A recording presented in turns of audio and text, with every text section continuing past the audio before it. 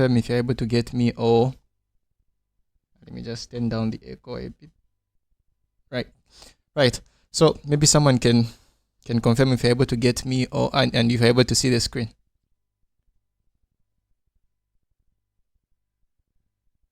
Tasila.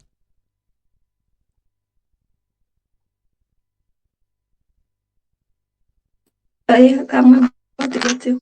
Okay. Right.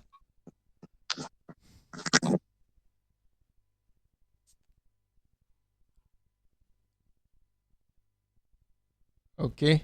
So, like I said the other time, so we're going to look at les espaces vectoriels, and of course, next time we'll look at les applications linéaires, and then we'll also proceed to le calcul matriciel, and then the other things are going to follow. Now, I'm also aware that you also have les structures algébriques, which is les groupes, les corps et les anons. So we'll try to also look at that a little later. But today we're going to look at les espaces vectoriels. Bien. So let's first of all look at the definition of an espace vectoriel. Okay, so we have this statement here. On considère un ensemble E muni d'une loi de composition interne plus et muni d'une loi de composition externe, which is multiplication. Okay, so here what we do here is the next line that follows the first statement, which is on considère un ensemble E muni d'une loi de composition interne. So what this is showing is stability by addition. So we have stability by addition. So if you take any two elements in a set that we are calling E, so here we've taken two elements, X and Y, and that we perform addition on these two operands, which is X and Y, well, we're going to end up with an element that is in the same set E.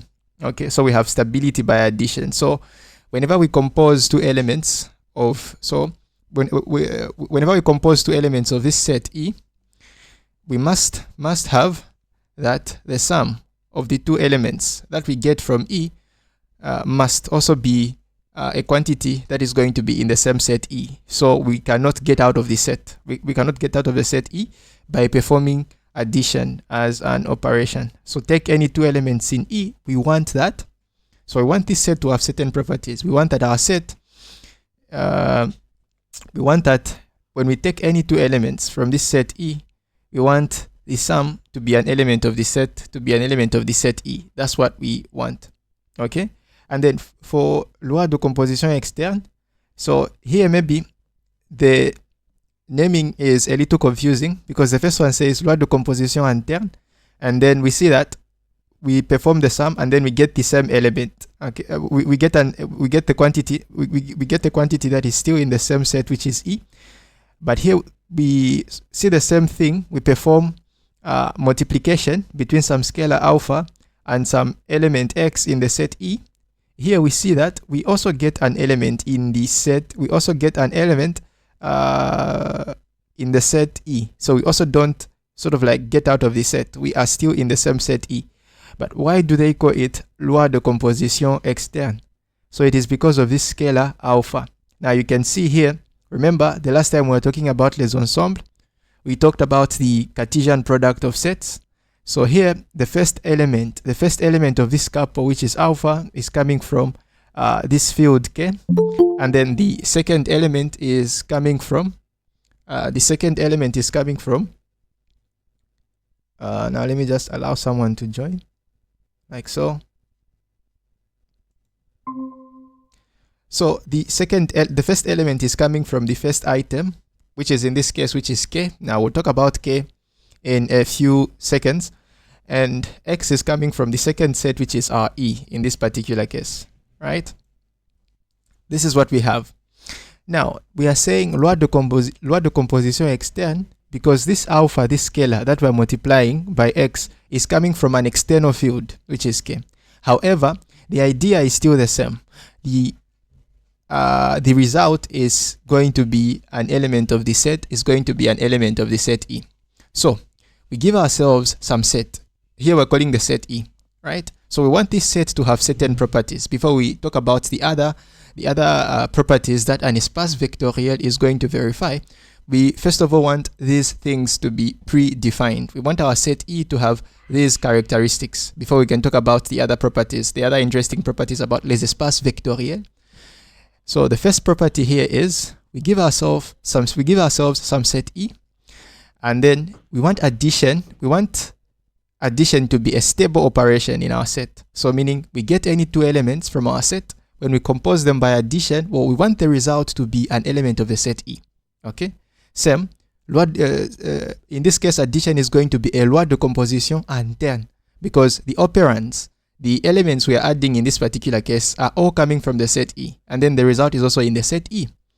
And then the second one, the multiplication operator or the multiplication operation, is going to be a loi de composition externe, because alpha, which is our scalar, the one we multiply, the alpha that we're going to multiply by our element x, is going to come from an external field k. And however, the idea is the same. We want our result to be in the set E. Okay, so we want these things to be predefined. So now this k, let's talk about this k. Now this k is going to be either R, is also going to be C. Okay, it's going to be either R or C. Okay, for the purpose of this for the purpose of this course, k is going to be R or C. Okay, so whenever you see k is just some generalization, which means some field k which can be R or C. Now, for the purpose of this first session, when we're looking at a few examples, we'll be using R just for simplicity, to sort of like simplify things, to make everything easy for you to understand. I'll be using R instead of C. However, I'll be using K to sort of like give you to generalize, to show that whatever I'm doing with R also is going to work with C. Now C is a little bit tricky because C has is an R espace vectoriel. It is also a C espace vectoriel. Now we're going to see under what conditions is C going to be a C espace vectoriel, and under what conditions is it going to be an R espace vectoriel. Now, to simplify, to sort of like get rid of all that all those complications, we're going to sort of like focus on R. Okay, so this is the first thing. Now let's look at the other properties that have to be satisfied for a set E to be classified as an espace vectoriel. So here, on dit que E est un espace vectoriel sur K. C. Now remember, K is some field, R or C in this particular case. So we're going to say that E is going to be an espace vectoriel if it satisfies these two sets of properties. So we have the first set of properties, and then we have the second set. Now let's look at the first set. Now, if you have done les structures algébriques, which is les groupes, so you're familiar with these first four properties. Now, these first four properties define what is known as an abelian group or a commutative group. Now, if you've not looked at any of that, so I'll re-explain what we have here. So the first four properties describe what is known as an abelian group. So an abelian group is going to be a group that is going to be commutative under some operation, let's say T. In this case, we have an abelian group under what is known as addition. So this is the regular addition, the one we are familiar with. 2 plus 2 is for the same addition. Okay, so we are saying E has to be an abelian group with respect to this plus operation, which is our loi de composition interne. E has to be an abelian group. So what does it mean for a group to be abelian? Well, we have these first four properties that must be satisfied for a group to be abelian. Now, the first property is saying that get any three elements from the set E, and then the order in which you compose these three elements does not matter. Now, this property is known as associativity. So you can first of all start by adding X and Y, and then add the result to Z, Or you can first of all add y plus z and then add the result to x. So the order in which you add any three of these elements of the set E doesn't have to matter. Okay, the order does not matter. That is associativity. Now the second property here is saying is commutativity. So get any two elements from the set E.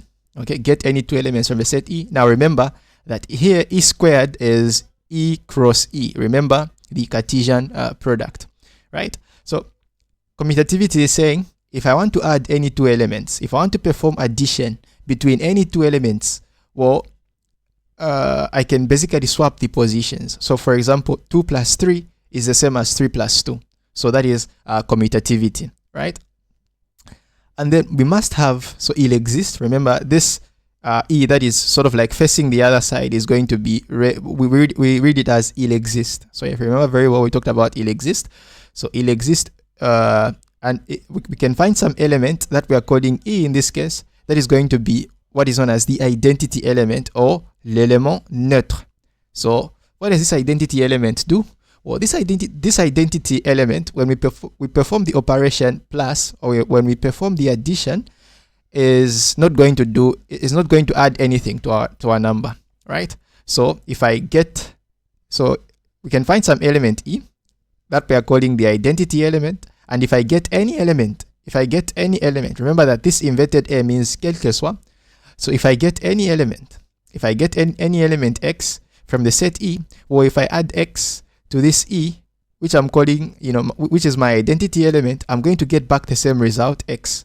Now here, the E here, and I know if you've tried to sort of like observe what is happening here, the E I'm talking about here is the element 0. So if I say X plus 0, if I get any number in my set E and add 0 to that number, well, that is not going to change anything. And sort of like generalize what we have here, we're going to say that here our identity element is 0 de E. So I'm going to sort of like put this E here to signify that I'm talking about the identity element of my set E, because we can have many sets. Now this E here is a generalization. Now this E can mean the set of real numbers. E can also mean the set of, let's say, functions, for example. E can also mean a set of, matrices, square matrices. E can mean anything. So each of these sets of, mathematical structures is basically going to have a unique, some identity element that is going to be, that is going to correspond to the same structure.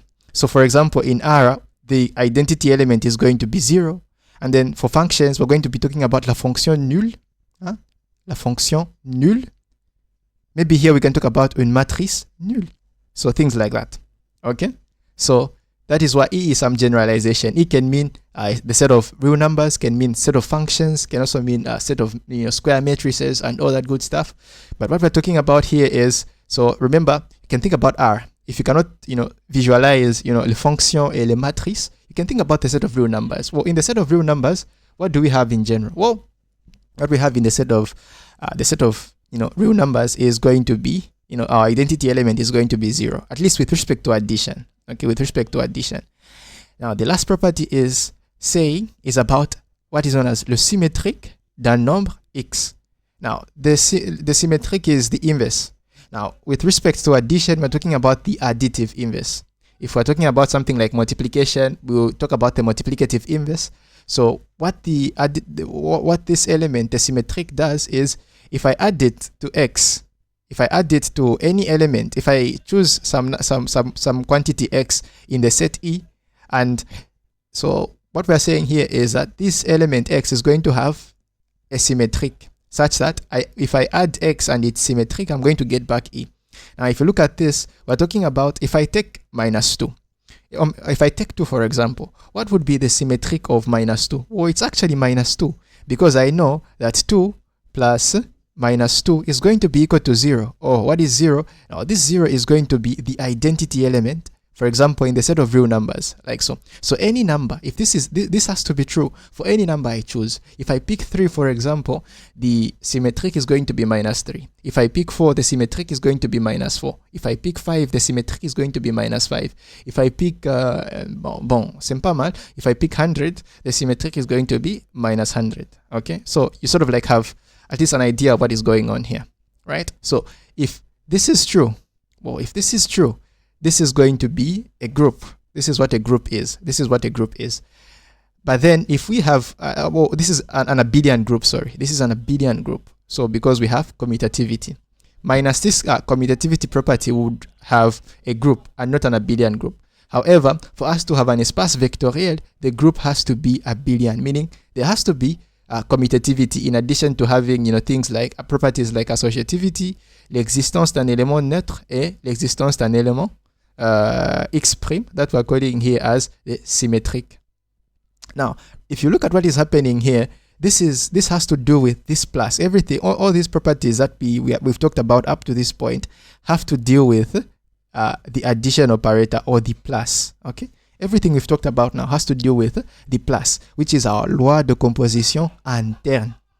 Now let's look at the second set of properties. Now, if you look at the second set of properties here, we now introduce our loi de composition externe, which is our multiplication in this case. So what we're saying here is get any two quantities, get any two numbers x and y from the set E, and then get any two scalars lambda and mu from some field k. Now, to simplify things here, you can think of k as the set of real numbers, okay, so that you sort of like don't complicate things for yourself. So we'll look at these things a little bit more. We'll sort of like get into the details so as we progress, okay, as we progress. But now for simplicity, you can think of k as, the set of real numbers, and we can think of this dot as, multiplication in, the multiplication operation in the set of real numbers. So just simplify things for yourself. Okay. So what we are saying here is, if I multiply lambda by the sum of the two elements I've chosen from E, well, I must find lambda. This is going to be equal to, so the multiplication is going to sort of like distribute itself, so that we'll get lambda multiplied by x plus lambda multiplied by y. C'est bon? So now the second property is the sum of these two the sum of these two scalars. In this case, we have lambda plus mu, and if I multiply x on the right hand side, well, the multiplication is still going to distribute itself, so that we get lambda multiplied by x plus mu multiplied by x. So think of this, you can sort of like position yourselves in the set of real numbers to simplify everything. So you see that these things are going to be, very easy for you to understand, because you are familiar with, multiplication and addition in the set of real numbers, at least. Okay, you might not know what addition is, or what multiplication we're talking about in the case of matrices, and or any other set that we decide to talk about a little later. But in this particular case, you want to focus on the set of real numbers to sort of like understand these properties that we have here. Now we have the third property here. I'm sure you can easily understand what is happening here. Okay, and then we have the last property here. 1 multiplied by x is going to be x. So here the 1 is going to be l'élément neutre pour la multiplication.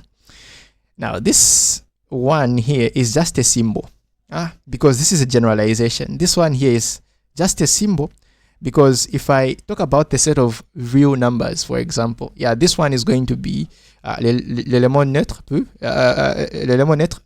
pour la multiplication.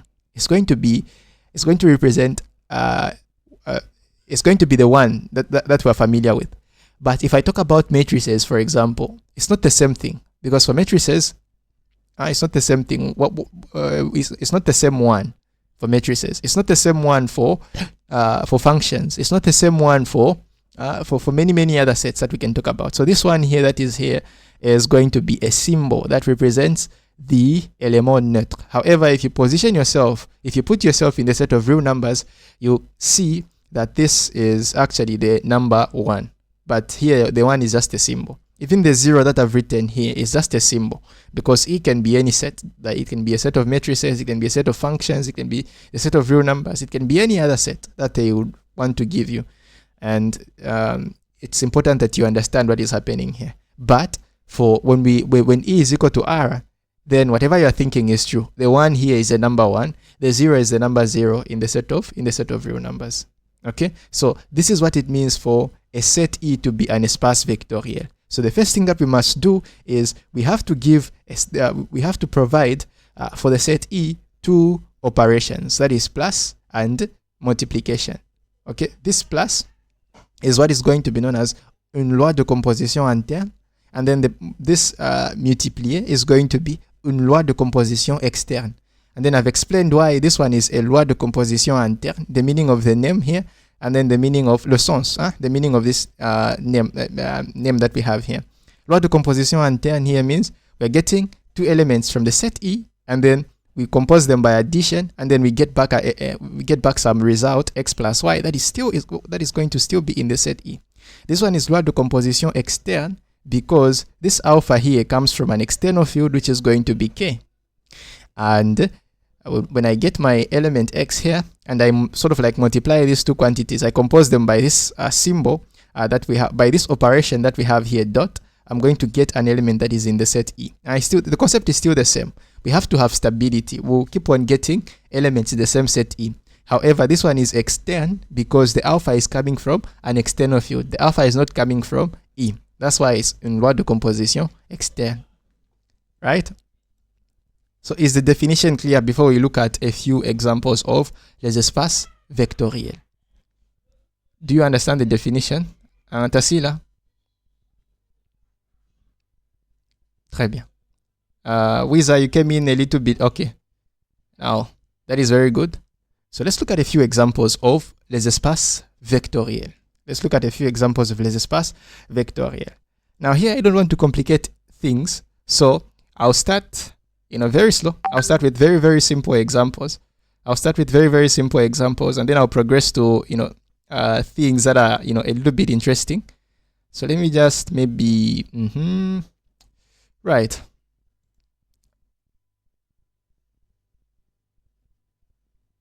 Okay. So let me just do this like so. I want to sort of like, try something here.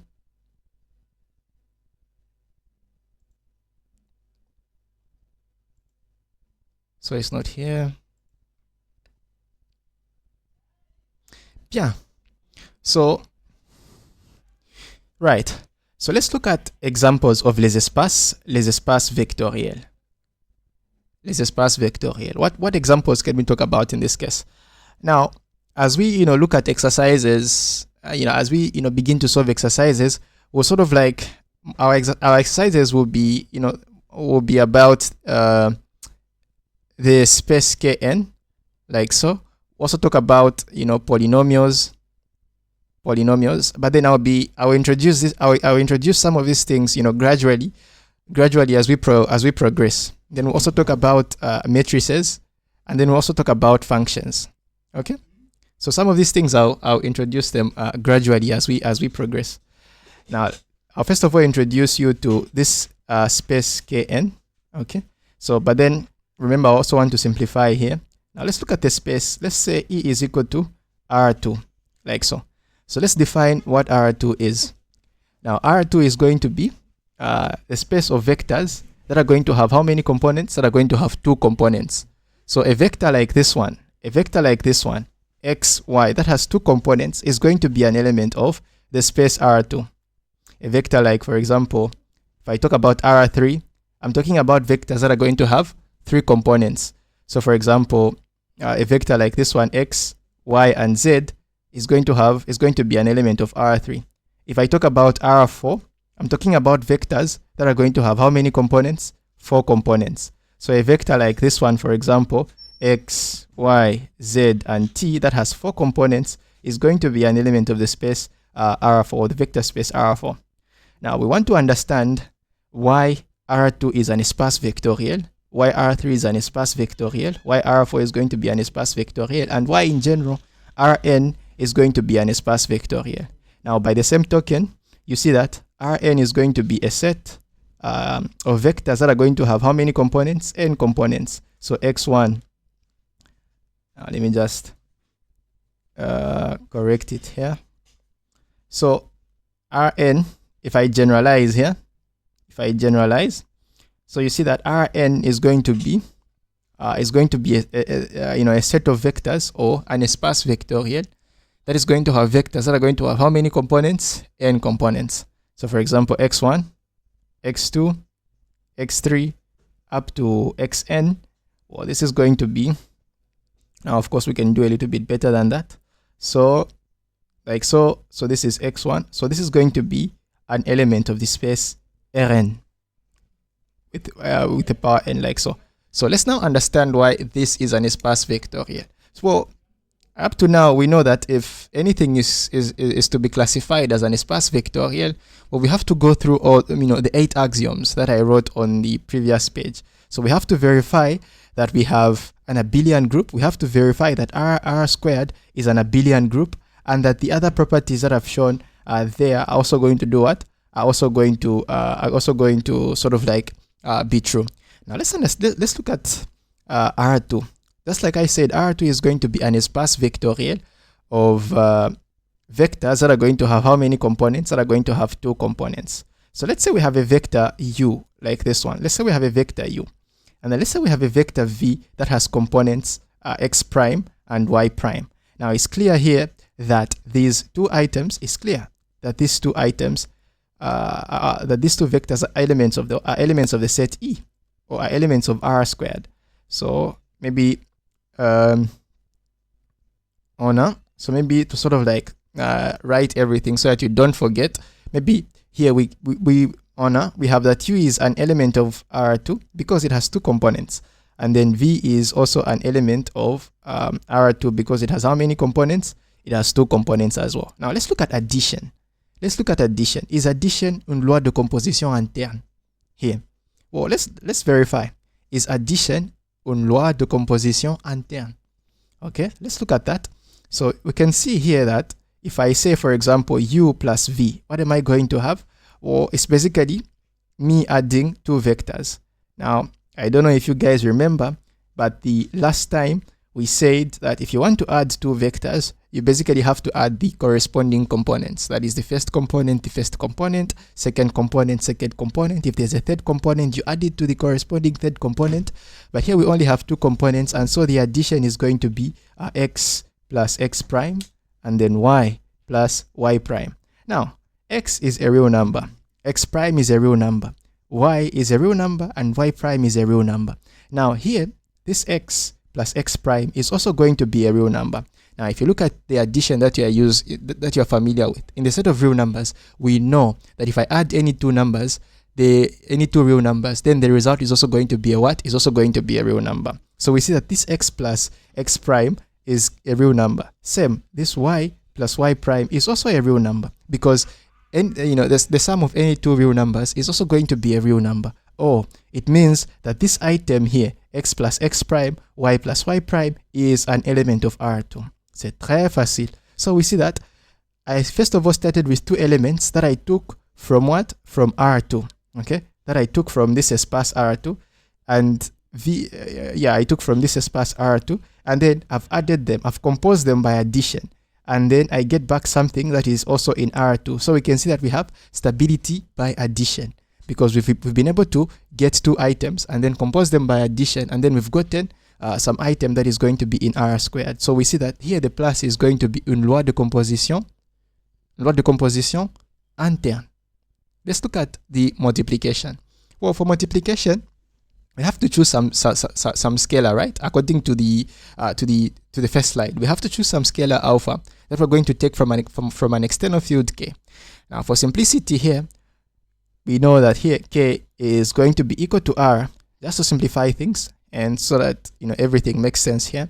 So I'm going to say K is equal to R. Now let's say let's take some alpha, alpha, an element in the set of real numbers. Now let's look at alpha multiplied by, maybe let's say this U that we have here. So if I say alpha multiplied by alpha dot U, well, I'm going to have alpha multiplied by x and y. So here what we have is scalar multiplication, because alpha is a scalar, and then x, the vector u is a vector. So we know how to multiply a scalar and a vector, or we know how to perform scalar multiplication. C'est très très simple. So the alpha is going to multiply every component of the vector. We're going to multiply the alpha by every component of the vector, and the result is supposed to be alpha x alpha y, like so. And so we have alpha multiplied by u is going to be alpha x and then alpha y. Now here, look, x is a real number. Then alpha is a scalar, is a scalar or a real number, just like x. And so the product of any two real numbers is a real number. And so if you inspect here, you see that we also get back something that is in R2, like so. So we see that this multiplication operation is going to be une loi de composition externe, because the alpha is a scalar that is coming from R, but then the vector u is a vector that is coming from E, which is in this case R2, right? So now let's verify the other properties. We've checked the first two things that must that our espace R2 has. So plus is une loi de composition interne, and then multiplication is going to be une loi de composition externe. So if I want to summarize everything here and sort of like write everything in a single line, so what this means is that this espace R2 that we have here, if I give it the operation, plus and then multiplier, well, though we've not checked the other properties, but I'm going to tell you straight ahead that this is going to be an espace vectoriel. Now, what do you think is l'élément neutre for this espace vectoriel? L'élément neutre in this case is the zero vector. So the identity element or l'élément neutre in this case is going to be the zero vector. So here I just have to choose x is equal to 0. So l'élément neutre is the zero vector. In this case. So remember what I said, that the 0 that I had there is just a symbol, because here the 0 here, because we're talking about these vectors in R2, the 0 element here is the 0 vector. So here this is our 0 element. Here our E is 0. Now of course we can do a little bit better than that.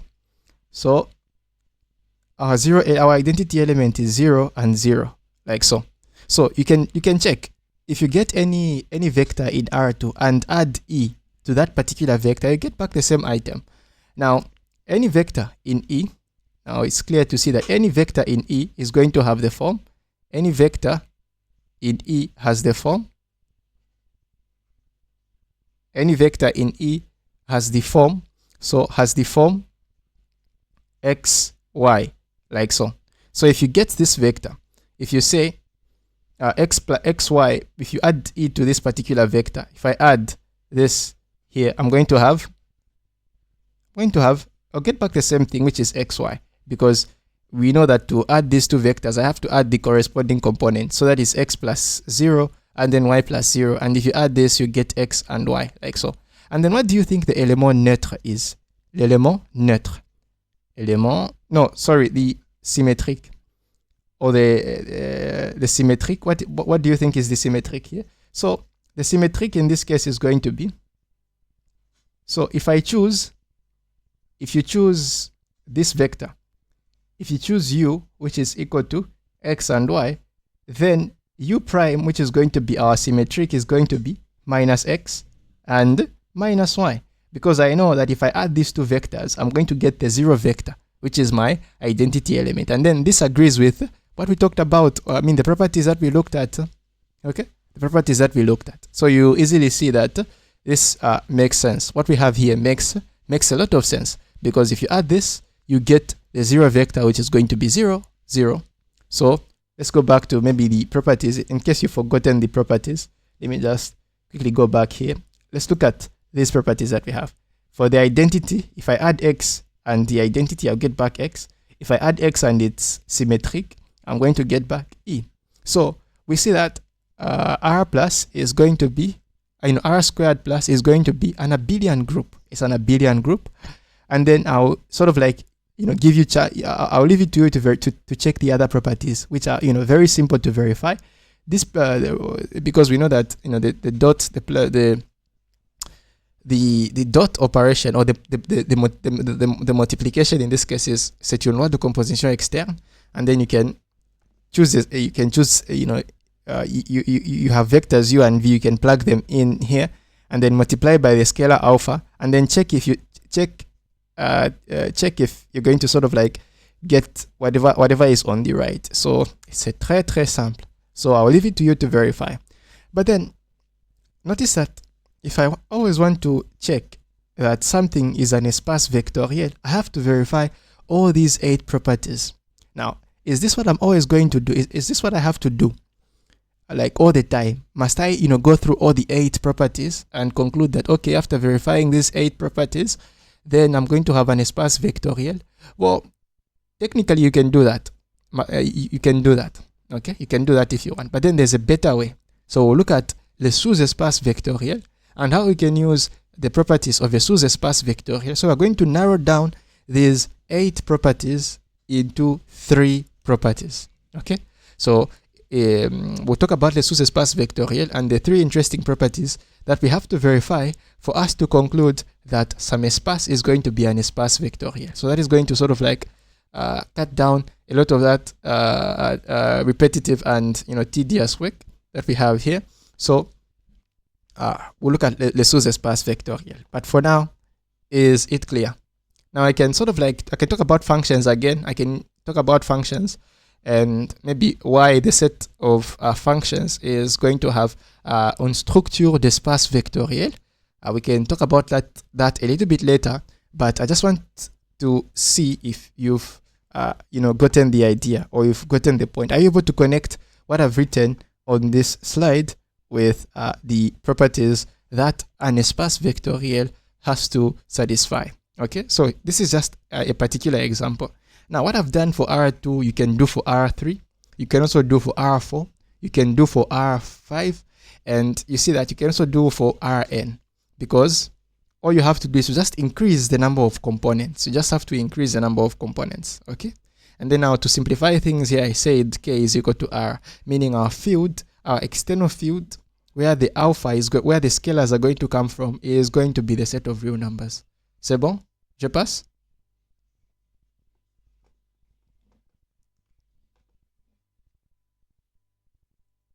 Bien. Right.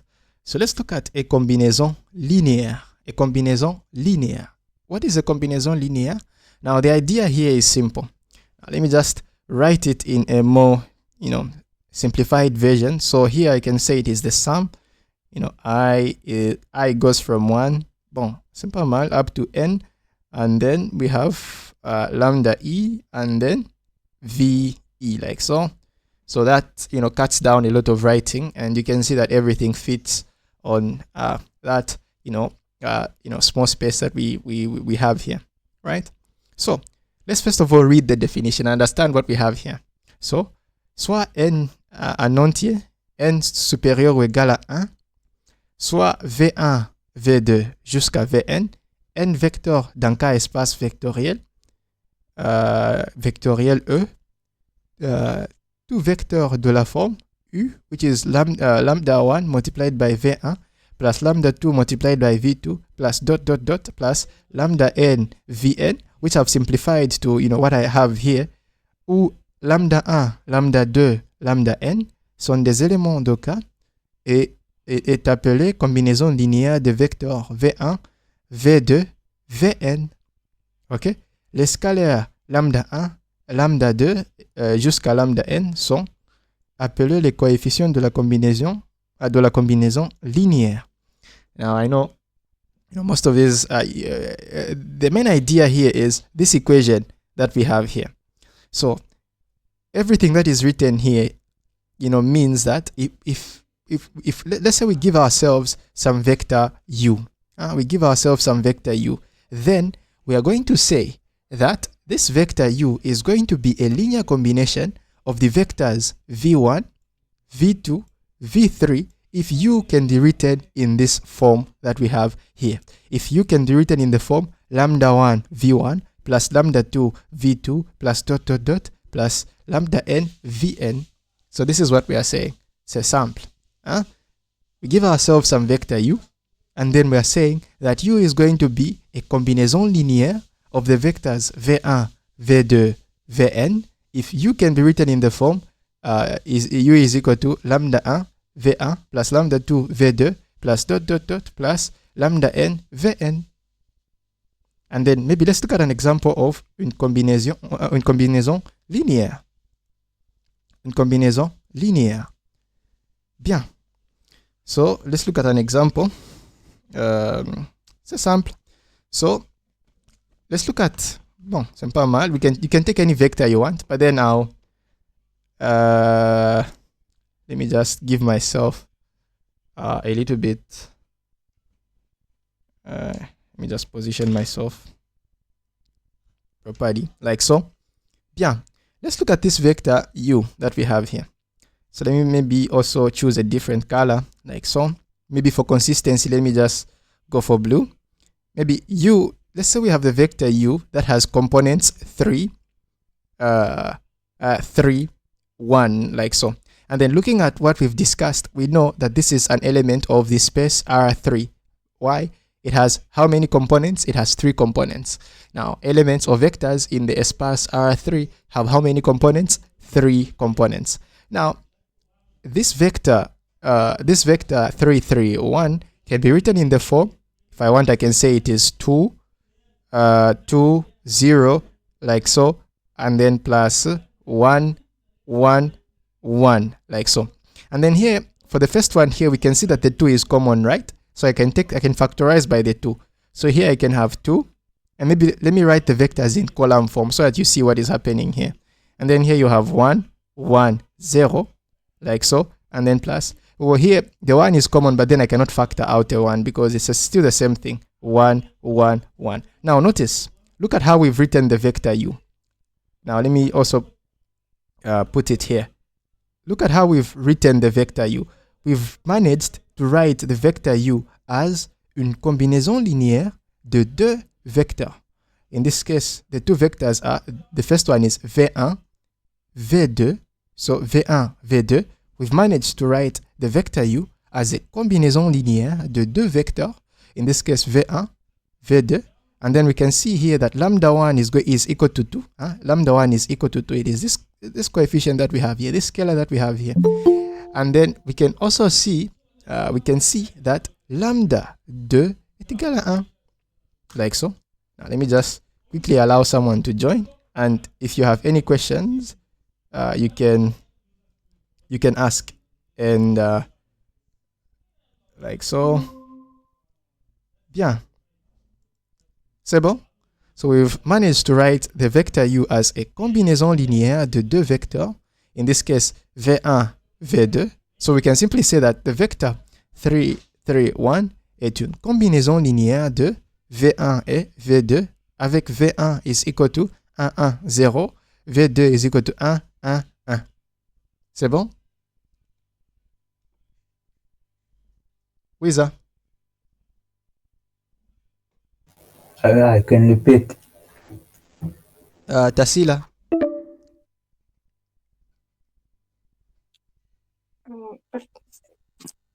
So it's just another way of writing this vector. Yeah, we sort of like decompose some vector u into, we decompose it into, other vectors and then multiply it by some scalars. In this case, alpha 1 is equal to 2 and alpha 2 is equal to 1. So I just want you to understand the idea of, combinaison linéaire, because this is going to be very, very important when we start talking about things like une famille libre, famille liée, who sort of like rely on, this writing or, this writing of, of vectors. So here, the idea here is, now we can have many decompositions. If you want, you can say, okay, if you want, you can say this vector u, you can decompose it as, you can say, okay, 3, 3, 0. And then, let me just maybe put it, let me just use another color. If you want, you can say this vector, you can write it as 3, 3, 0, like so. And then the second one, you can say, in this case, automatically you have to have 0, 0, 1, like so. This is also a possible decomposition. And then here we see that 3 is common, so you can factor out the 3. So you can have 3 multiplied by 1, 1, 0, and then 0, 0, 1. And then your v1 in this case would be this first vector, and then your v2 would be the second vector. So you see that you can also decompose it like this. Another person might also say, okay, I have this. Maybe I can say, maybe someone can also say, okay, for me, I'm going to choose this decomposition. For example, let's say 3, maybe let's say 0, and then maybe let's say 1, and then automatically we are supposed to have here automatically we're supposed to have 0 and then 3 and then 0. Like, so another person might decompose it in this way. So you see that we can have we can write this vector u in as a combinaison linear of 2 vectors, and then it can be any of these that I've written here or what I've not presented here. We can have many many representations of the same vector, which is 3 3 1. But in whatever representation I end up writing, the idea is that I've arrived at writing the vector u as a combinaison linéaire des autres vecteurs. In this case, it is v1 and v2 with some scalars alpha 1 and alpha 2. C'est bon?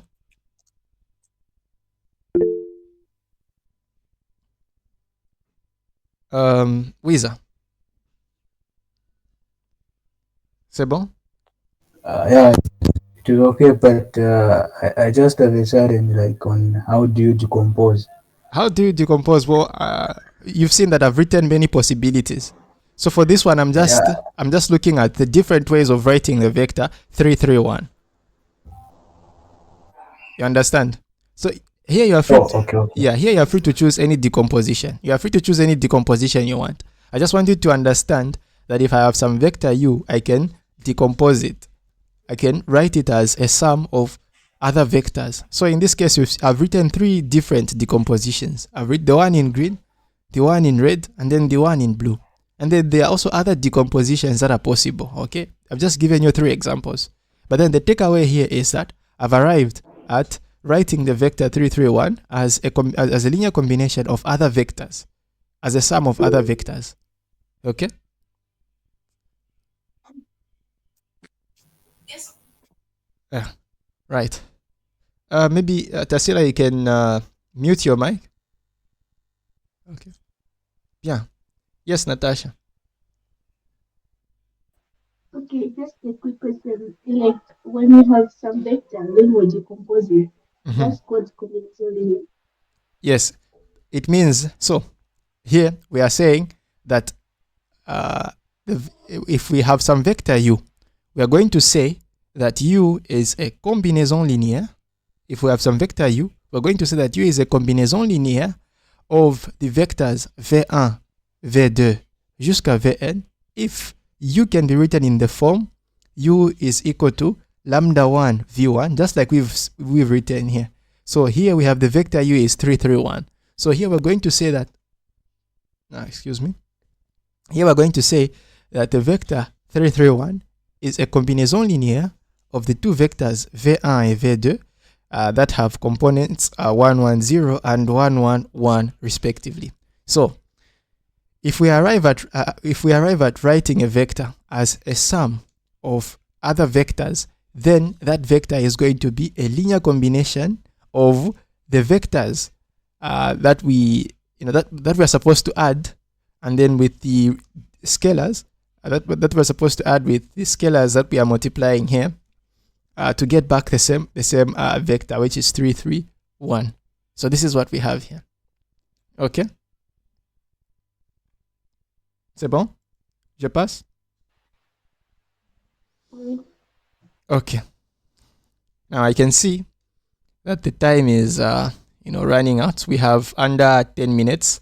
So maybe what we can do here is we are going to end this meeting, and then I'll send you a new link, and then we can come back and continue with our discussion. So you can exit this one and then wait for the new link, which is coming in less than 2 seconds. So you can exit this one and then wait for the new link.